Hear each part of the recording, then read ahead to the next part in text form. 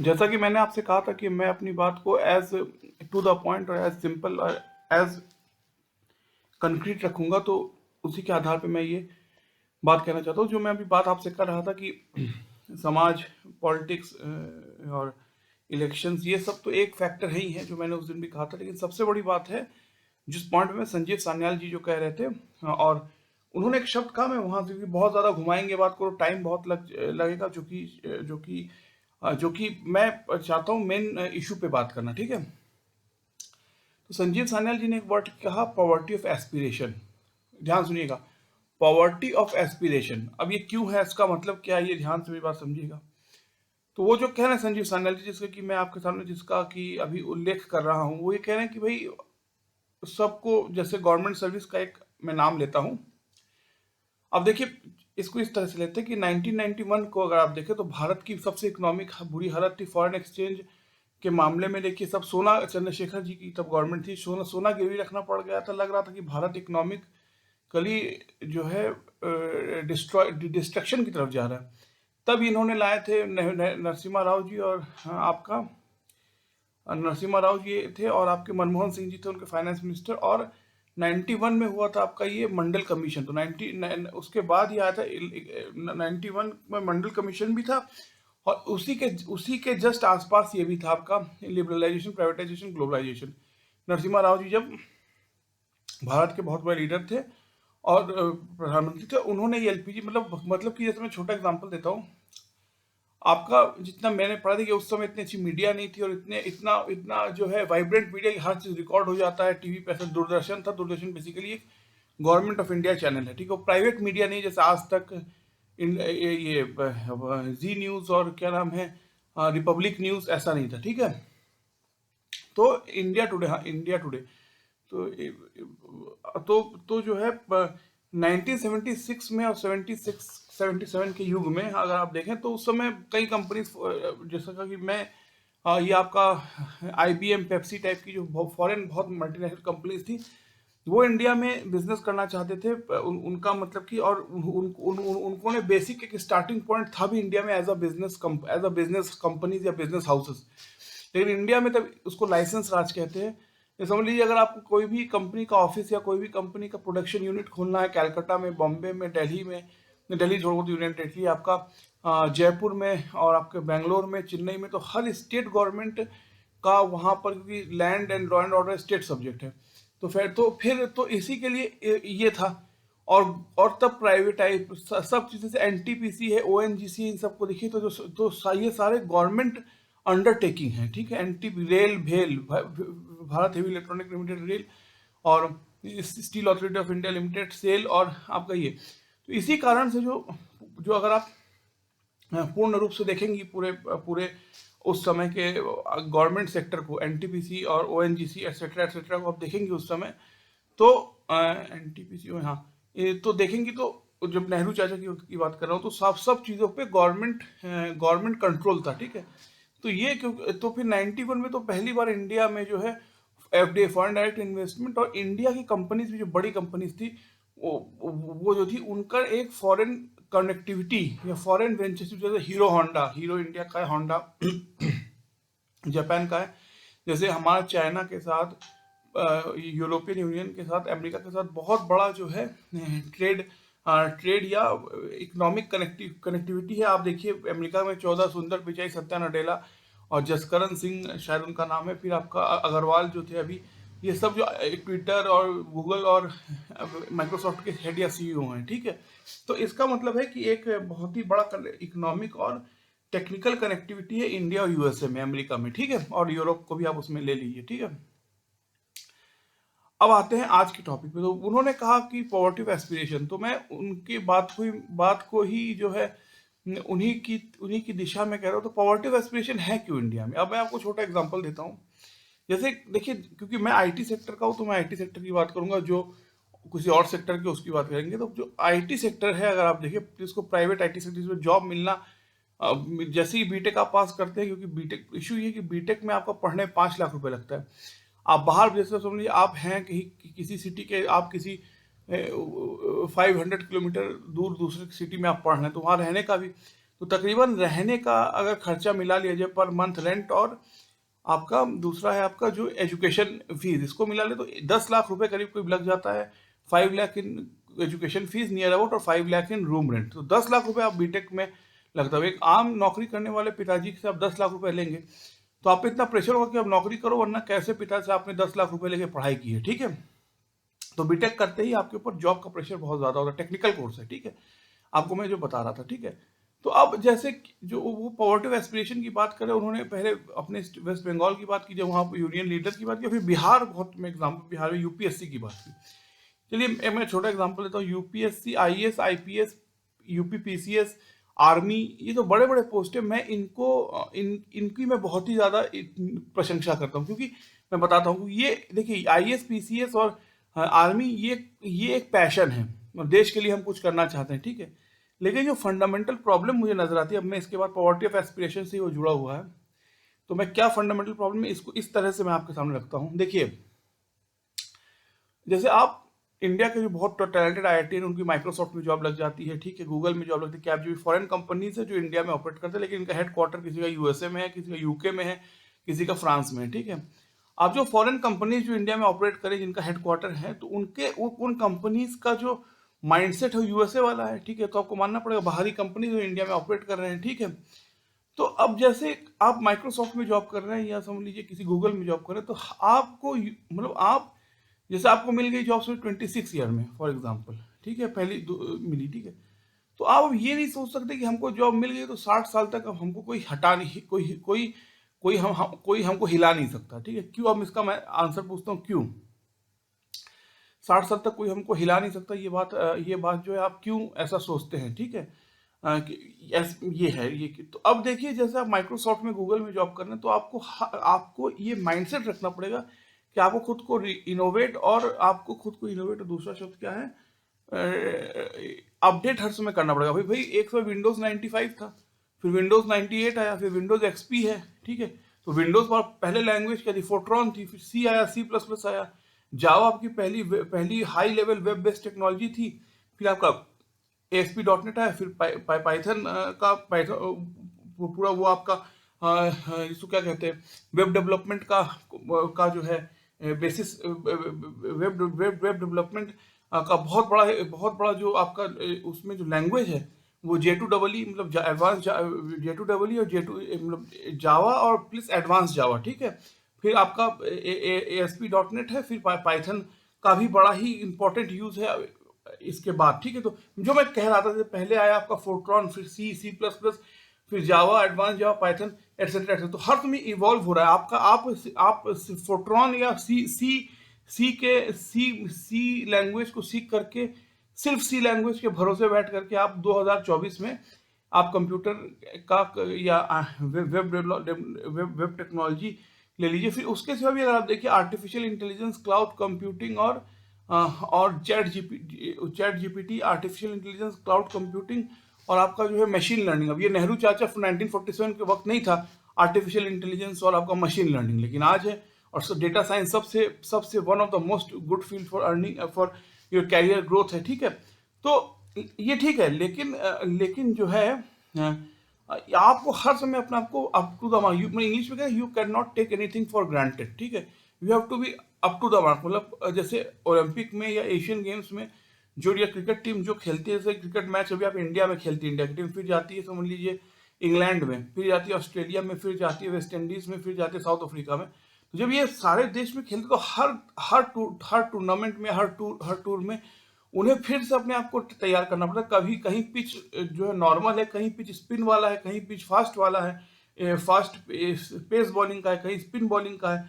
तो ये क्रिकेटर नहीं सोच सकते कि एक बार हमको क्रिकेट टीम में आ गए तो 60 साल तक हमको कोई हिला नहीं सकता, ठीक है।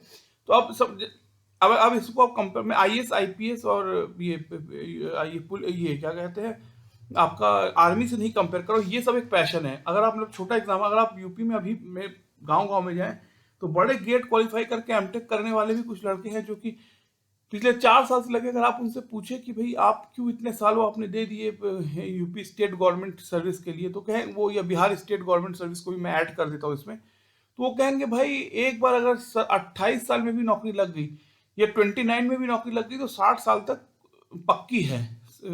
जो है जॉब सिक्योरिटी है। तो जॉब सिक्योरिटी मतलब क्या है, मैं अब ये नहीं कह रहा हूँ कि आप इतना भी मतलब आपको आपको आप जो ये काम नहीं करना, काम नहीं, काम तो करना पड़ेगा, अभी आपको ऑफिस जाना पड़ेगा जो वर्क, लेकिन दिक्कत ये है कि जो मैं कहना चाहता हूँ कि अगर आप नॉन एफिशिएंट भी है, अगर आप इनएफिशिएंट हैं, आप किसी इतना अगर आप में वो लेवल ऑफ, जैसे समझ लीजिए कोई व्यक्ति आज से 30 साल पहले या आज से 20 साल पहले आईटी सेक्टर में आया है, तो जो 20 साल पहले की जो साइंस, जो टेक्नोलॉजी थी, वेब टेक्नोलॉजी थी, या जो आपका ये था, आज जब आप आते हैं तो आपको machine learning, AI, artificial intelligence, आप क्लाउड कंप्यूटिंग का भी को भी समझना आवश्यक है। आप 20 साल पहले के माइंडसेट से उस आज कंफर्टेबली ऑपरेट नहीं कर सकते। लेकिन मैं ये नहीं कह रहा कि गवर्नमेंट सर्विस का, जो पिताजी, चाचा जी, ताऊ जी सब गवर्नमेंट सर्विस में थे, मैं ये नहीं कह रहा हूँ, लेकिन जो ये सेंस है गवर्नमेंट सर्विस में ये है कि एक बार आप जॉब लग गई, चाहे एलडीसी क्लर्क की, लोअर डिवीजन क्लर्क की भी लग गई, तो फिर आपके जॉब की जो सर्वाइवल है, ये जॉब, जैसे फॉर समझिए मैं बहुत गूगल में सिलेक्ट हो गया, नौकरी यूएसए में लग गई, अगर कुछ समय बाद मैं अप टू द मार्क नहीं हूँ तो मेरे सीनियर सीधा कहेंगे, Priyesh your performance is not up to the mark, या you are non capable of connecting yourself to today's fact, your knowledge is still 20 years back। तो आपको मतलब एक माइंडसेट है कि आपको हर समय अपने आप को हर समय आपको अपडेट करना पड़ेगा, इनोवेट करना पड़ेगा। जैसे मैंने आपसे कहा ना, artificial intelligence, cloud computing, chat GTP, और आपका मशीन लर्निंग, ये 1947 चाचा नेहरू के समय, पंडित जवाहरलाल नेहरू के समय तो था नहीं। तो ये चेंजेस और अपडेशन हुआ है कंप्यूटर साइंस में, ठीक है। तो इनोवेशन और अपडेशन ये बहुत बड़े शब्द हैं आपके आईटी सेक्टर व कॉर्पोरेट सेक्टर। इसी ने मतलब फॉर एग्जांपल 2020 क्रिकेट जो आईपीएल है, वो नेहरू चाचा के समय थोड़ी था। नेहरू चाचा का नाम इसलिए पंडित नेहरू का नाम, तो 47 वो देता थे। वनडे क्रिकेट 71 के बाद शुरू हुआ है। 2020 क्रिकेट आपका शुरू हुआ है 2007 को। और हॉकी, जिसमें इंडिया वर्ल्ड चैंपियन था, उसमें भी देखिए तो उसमें अपडेशन हुआ है। हॉकी एस्ट्रो टर्फ पे होता है, जो प्लास्टिक, वो जो आर्टिफिशियल टर्फ, इसीलिए जर्मनी, यूरोप की टीमें, इंग्लैंड, जर्मनी, नेदरलैंड, फिर स्पेन को जोड़ लीजिए, ऐसे 5-6 टीमें, आपका ये ऑस्ट्रेलिया, न्यूजीलैंड और आपका अर्जेंटीना, ऐसे करके 5 या 6 कंट्री हैं जो है कि जो इंडिया पाकिस्तान से आगे चले गए ये एस्ट्रो टर्फ आने के बाद, 1976 या 80 के बाद। तो इसलिए 80 और 1976 हॉकी में इंडिया जो एकदम नंबर 1, 2 और 3 का पोजीशन था, सिल्वर, गोल्ड और ब्रोंज का, उससे इंडिया काफी दूर हो चुका है। दूसरा पॉइंट ये है कि जो आप इंडिया की बात करते हैं, तो जो है ये इंडिया काफी, हाँ जी, मतलब इंडिया तो उस महानता से थोड़ा दूर हो चुका है, ठीक है, हॉकी में, ठीक है। और इंडिया और पाकिस्तान का अब जो एशियन कप में, हॉकी एशियन कप या हॉकी एशियन गेम्स में, जो कि इंडिया, पाकिस्तान, कोरिया, ये तीन, अब ये जो इंडिया का पोजीशन है वो पहले वर्ल्ड लेवल पे होता था। इंडिया है आज़ादी के पहले 56 तक, पाकिस्तान 56 से पहले और इंडिया ने पाकिस्तान को हराया, फिर पाकिस्तान ने इंडिया को 60 में हराया, 64 में हराया, फिर वर्ल्ड कप हुआ, पहले 3 वर्ल्ड कप में इंडिया ने पहले में ब्रोंज जीता, फिर सिल्वर हॉलैंड से आ गए। तो 1980 तक वो किस्मत वाला था, क्योंकि सोवियत रशिया का वॉर हुआ और मिसेस इंदिरा गांधी, तो सब ने ड्रॉ कर। लेकिन ये भी नहीं, स्पेन बहुत टफ टीम था, यूरोपियन टीम था, वो आखिरी हर्डल वो था जिसको कि 80 में इंडिया ने पार किया, इंडिया गोल्ड मेडल मिला। लेकिन मैं ये हो गया, ठीक है। लेकिन देखिए जो हॉकी का रूप था पंडित नेहरू के समय 48 में, वो अब नहीं रहा। अब एस्ट्रो टर्फ में गेम होता है, गेम की स्पीड कितने गुना बढ़ गई। उसी प्रकार से जो 20 क्रिकेट का रूप था पंडित नेहरू के समय 48 में, वो अब वनडे क्रिकेट हुआ, फिर 20, हर चीज में जो है अपडेशन या रिनोवेशन आता है। नथिंग इज कांस्टेंट, एक वर्ड है, नथिंग इज कांस्टेंट, एवरीथिंग, और change is the fundamental change is something which you see in everything of life, every aspect of life, ठीक है।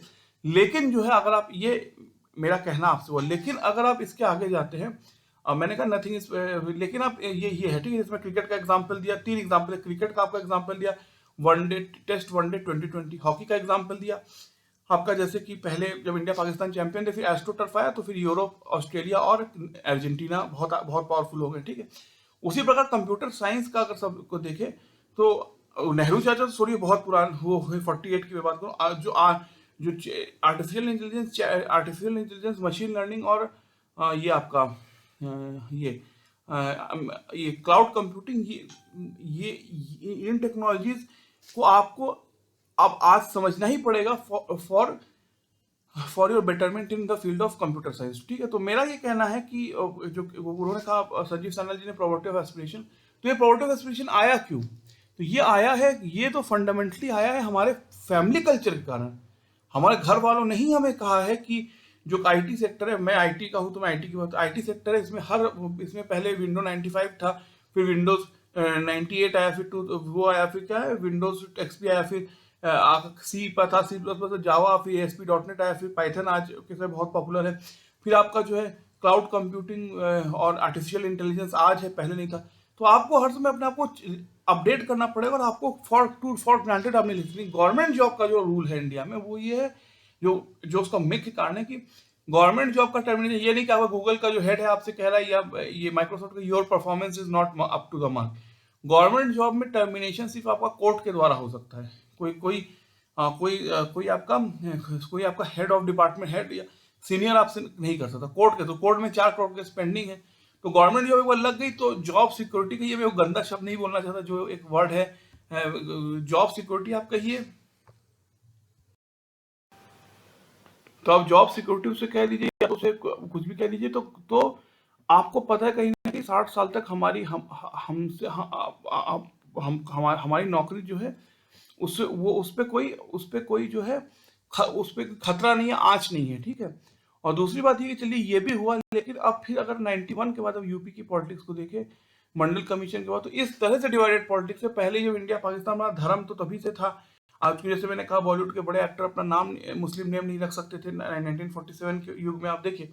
लेकिन फिर 91 के बाद जात और धर्म का जो कॉम्बिनेशन आया, जैसे सर रिस्ले ने कहा था, या ब्रिटिश ऑफिशियल्स ने कहा था कि until there is caste there is no India, और फिर until there is caste and religion there is no India. ठीक है, ये ब्रिटिश ऑफिशियल्स ने कहा था, जब तक जात और धर्म है तब तक कोई भारत हो नहीं सकता। ये तो वो बात जो है 91 का मंडल कमीशन के बाद, क्योंकि मैं आपको बता देता हूँ, भारत की 100% आबादी में 14.2% है आपके मुस्लिम, 2% के आसपास क्रिश्चियन है, और सिख 1.2% या 1 पॉइंट समथिंग है, जैन है 1 पॉइंट समथिंग, और जो हिंदू समाज है, सनातन समाज अब 80% है। लेकिन अगर टोटल सिख, जैन, हिंदू सबको मिला ले, तो इन समाज में आपका SC ST जो जनसंख्या है वो आपकी 22 से 24% है, ओबीसी है 52%, अब थोड़ा इधर उधर और जो जनरल कैटेगरी है वो 7 से 8% है, ब्राह्मण बनिया ठाकुर। तो ब्राह्मण बनिया Thakur general category, heavy minority में अगर आप देखें, तो यूपी में इस तरह की पॉलिटिक्स और बिहार में शुरू हुई, जबकि कास्ट वोट बैंक बना कि ओबीसी का ये वोट बैंक है,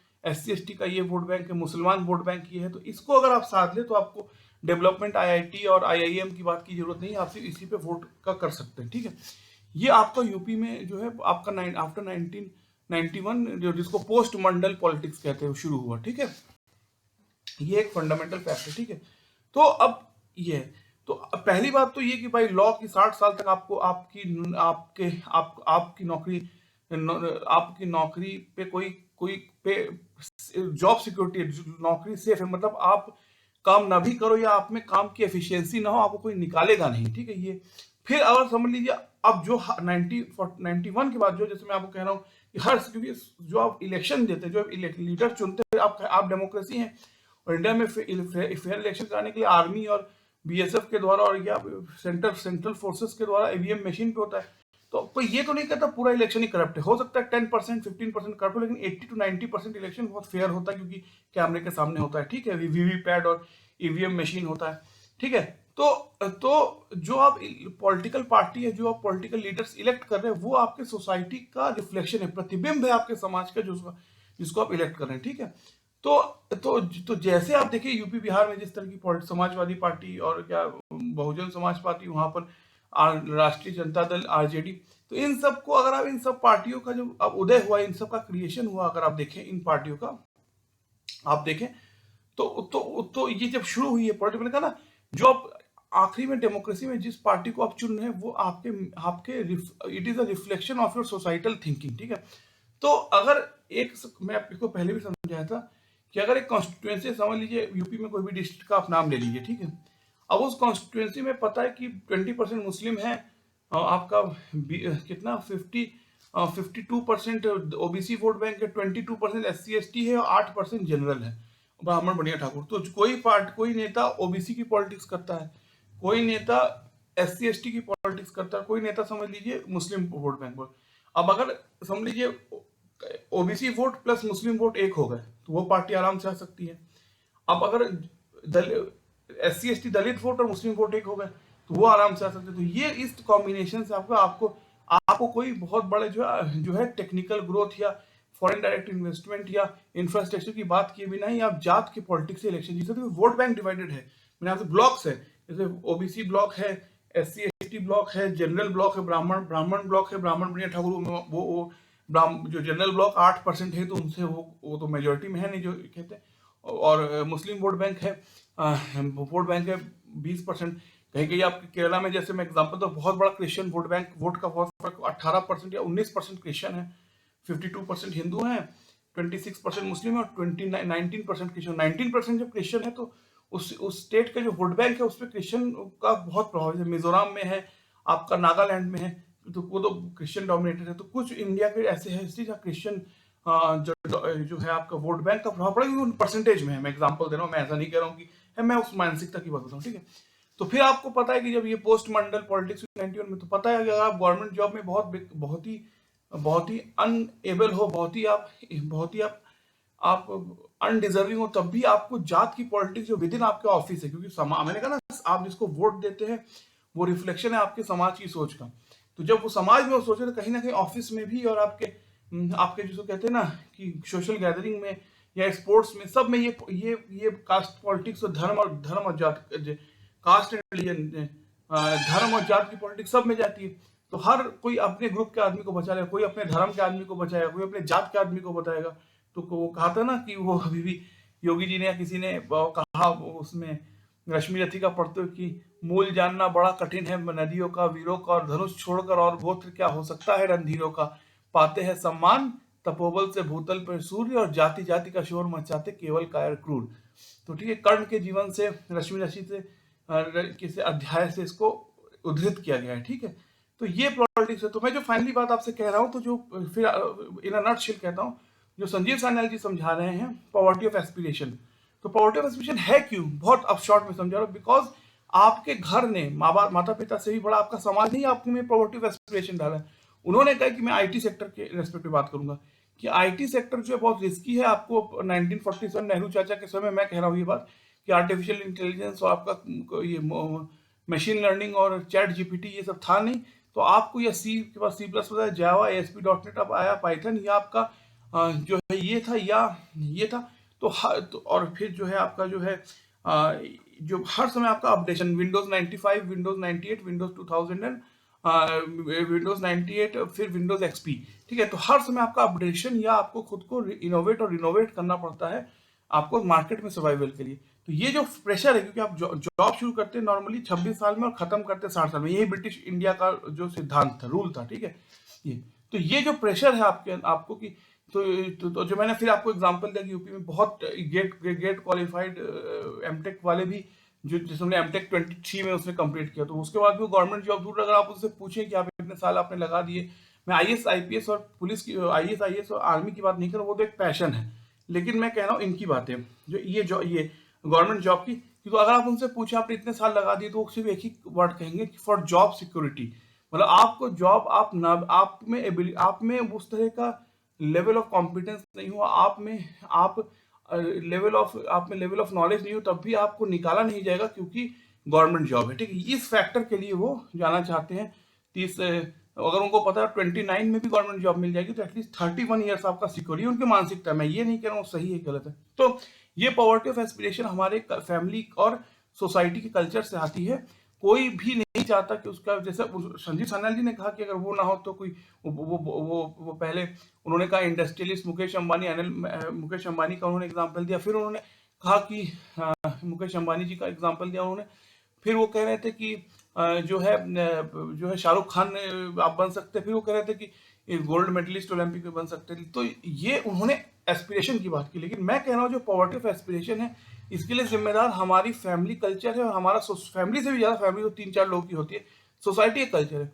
उसी ने हमें सिखाया कि एक बार गवर्नमेंट जॉब मिल गई तो अब सब सेट है। अब जो है, मैं ये नहीं कह रहा हूँ कि जैसे लाइफ में कुछ करना नहीं पड़ेगा, लेकिन ये जरूर से है कि आप को कोई जॉब से निकाल नहीं सकता, ठीक है, क्योंकि ये है, मतलब आज से नहीं। जैसे जैसे आप एग्जाम देते हैं हाई स्कूल और इंटर 10 और 12, तो 60% पे फर्स्ट क्लास आता है, 45 to 60 में सेकंड आता है, उसके नीचे ये। तो ये जो 60% फर्स्ट क्लास, हमारे ताऊ जी है जब उन लोग पिता के बड़े भाई लोग पढ़ते थे, कहते फर्स्ट क्लास आने पे पूरे एरिया में लोग कहते थे किसका बेटा अब ये है कि मतलब गवर्नमेंट दे रही कि फर्स्ट क्लास ले लो। हमारे समय में भी देखिए, हम जब पढ़ते थे 90% फर्स्ट क्लास था, 60% के ऊपर था, और उसके बाद भी अब तो और भी एग्जाम का जो है ट्रेंड है और भी सिंप्लीफाई हो गया। तो फर्स्ट क्लास का नंबर ब्रिटिश इंडिया से 60% इज फर्स्ट क्लास, लेकिन उसका चेंज कैसे हो कि सभी को मिल जाता है, तो ये है। तो ये कॉन्सेप्ट है। तो मैं ये कहना चाहता हूँ, जो मेरा फाइनल पॉइंट है, पॉवर्टी ऑफ, इंग्लिश में भी बोलता हूँ हिंदी मिला के, poverty of aspiration is not due to some individual person. Poverty of aspiration आपके फैमिली कल्चर से और आपके सोसाइटी कल्चर, ज्यादा सोसाइटी कल्चर से आता है। वो आपको सिखा रहे हैं कि आईटी सेक्टर, कॉर्पोरेट सेक्टर में मत जाओ, ये रिस्की है, ये रिस्की है। इसमें आपको पहले विंडोज 95, 98 और विंडोज एक्सपी, आपको आर्टिफिशियल इंटेलिजेंस और क्या नाम है, चैट जीटीपी और मशीन लर्निंग, फिर आपका C++ और जावा और फिर ASP.NET।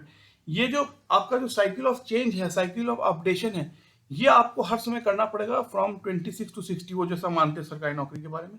लेकिन एक तो इसीलिए अगर हम लोग, कोई इंसान, मैं जैसा अपना एग्जाम्पल, 22 या 21.5 साल में भी बीटेक पास कर रहा है और वो सीधा 22 साल में कोई आईटी सेक्टर ज्वाइन कर ले, तो वो 22 से फिर, क्योंकि आपको अपनी 60 तक तो एटलीस्ट नौकरी करनी पड़ेगी, जैसे आप गवर्नमेंट सर्विस में होता है।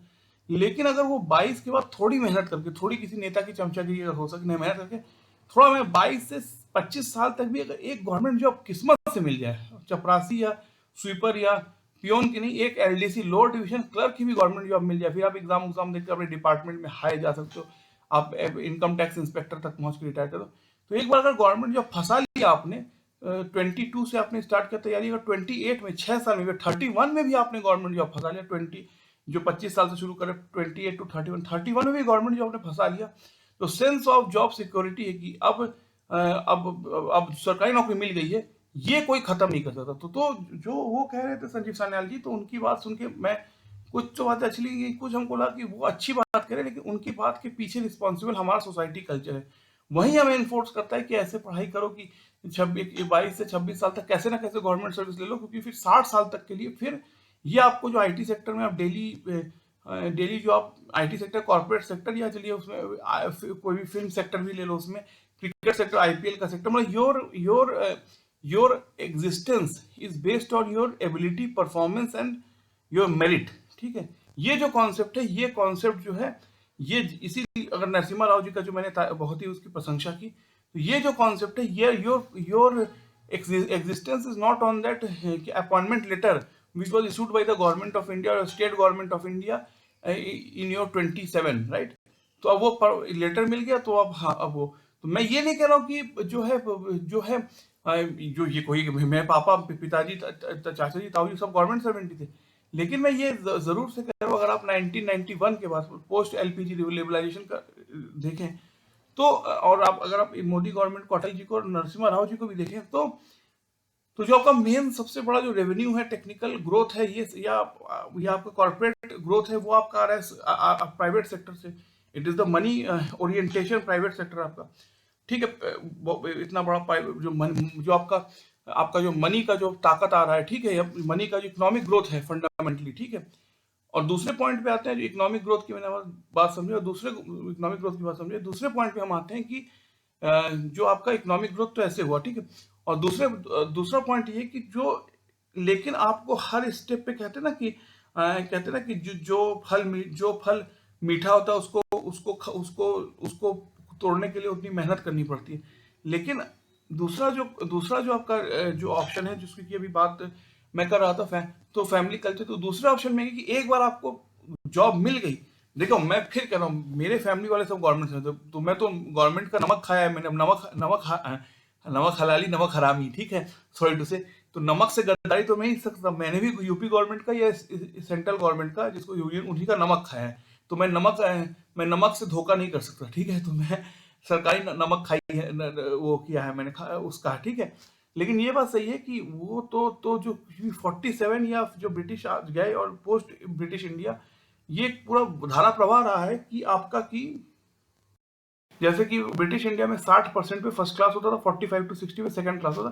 तो ये धारा प्रभाव पूरा रहा है भारत के आज के समय में। मैं आज की बात कर रहा हूँ जो कि, और ब्रिटिश इंडिया के बाद जब मैं आता हूँ आज के वक्त में, ठीक है, ब्रिटिश इंडिया के बाद जब मैं, हाँ, तो जो सोसाइटियल स्ट्रक्चर है आपका वो ऐसे है कि गवर्नमेंट सर्विस शायद बहुत ही अच्छे लोग अच्छी मानसिकता के लोग उसमें जा रहे हैं, हो सकता है। लेकिन गवर्नमेंट सर्विस का जो स्ट्रक्चर है वो ये है कि फंडामेंटली एक बार आप नौकरी आपको मिल गई तो पहली बात तो जैसे वो कहते पक्की नौकरी, सेफ जॉब, ये पहले कहते थे।